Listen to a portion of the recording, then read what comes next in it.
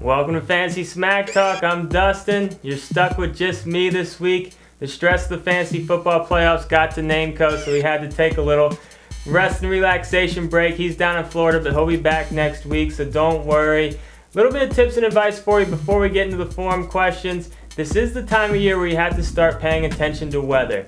Now, while I do take weather into consideration, don't necessarily go crazy with it, but I like to use it to determine my coin flips. What I mean by coin flips is if you're between two guys where you're just debating all week, which guy to go with, you can use the weather to kind of break the tie on Sunday when you see what the weather's going to be like. But don't go crazy with it. If you see that Tom Brady's going to be playing in bad weather, don't go benching him for Rex Grossman just because you don't want to play Tom Brady in bad weather. I mean, let's remember what he did a few years ago in that crazy snowstorm. Don't go crazy with it, but for your coin flips, I think it definitely makes sense. Also, make sure your kicker is playing in a favorable place. You don't want him kicking in Chicago or kicking in Pittsburgh, in December. You want to make sure your kicker is either in a dome or in a fair weather place. So keep that in consideration. And also your defense. If it's going to be a real sloppy, wet, snowy game, it's going to be more favorable for your defense in that game. So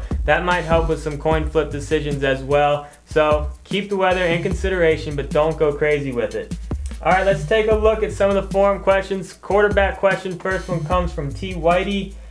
Tony Romo at Tampa Bay or Cam Newton at Houston? 57% right now on the homepage are going Tony Romo. This one's really hard. Cam Newton's been solid. It's really hard to go against Cam Newton at this point, but Tony Romo's been playing great. And so I'm actually going to give the slight edge to Romo on this one as well. I'm going with the community.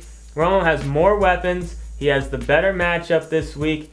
I think both these guys are going to be similar plays this week, but I'm just giving the very slight edge to Tony Romo on this one. The next one comes from Legolas. We got a defense question, Tennessee at Indy or Atlanta versus Jacksonville. Both these defenses were ones that I had on my waiver wire show as ones to pick up and play. Right now, 100% are going Tennessee on the homepage, and I have to agree. I've had Tennessee in most of my leagues. I picked them up a couple of weeks ago in most of my leagues just preparing for this week. I mean, any defense against Indy is worth considering, and while Tennessee isn't necessarily a great defense, they're a pretty good defense, so they should have a decent week against Indy. Atlanta should have a decent week against Jacksonville as well, but I think Tennessee's the safer out of the two. And our last forum question, this one's kind of tough. We got a wide receiver question from Rudy Football 30. We got Eric Decker versus New England or Manningham versus Washington. 67% right now are going with Decker against New England. New England does give up a ton of yards through the air, but can you really trust Tim Tebow? I know it's kind of tough. And then you got Manningham. Not a terrible matchup against Washington, but he's kind of the forgotten man out there now, even though he did have a decent week last week, but he did it all on just two catches. I know Eric Decker's kind of fallen off as Tebow's favorite target, but the defense might shift a little bit more towards Demaryius Thomas. I still think Decker has a huge upside this week. I know Denver doesn't like to throw the ball that much, but they're going to have to this week against the Patriots. More than likely they will be playing from behind. I think Decker's has the way bigger ceiling on this week. I'm going Eric Decker. Go Timmy Tebow. Throw it all day against the Pats.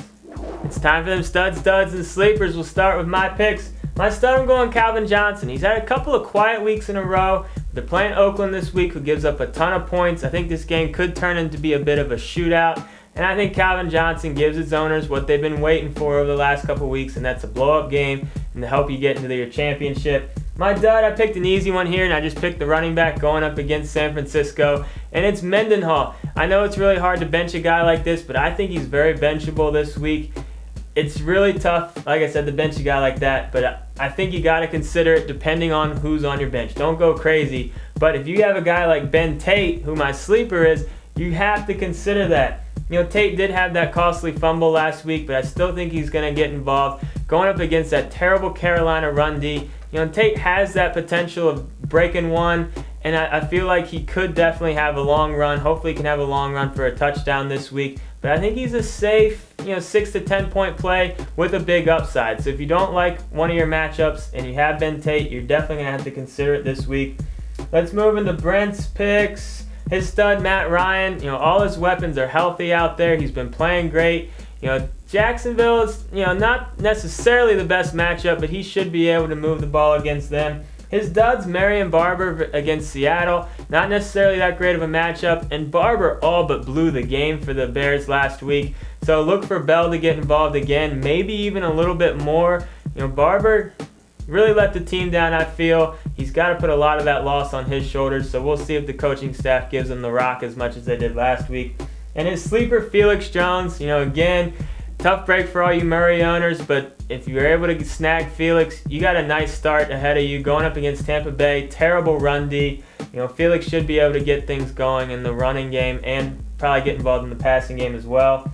Let's move into Mike's picks. His stud, Arian Foster. Same thing with Ben Tate, like I was saying. Carolina, terrible run D. They give up about 30 points every week to opposing running backs, so hopefully Foster can have a bounce back game from what he did last week. His duds, Michael Vick. They haven't been letting Vick run as much. He only had 2 rushing attempts last week, so you don't get those extra bonus points as you normally would with Vick. He's got a tough matchup against the Jets.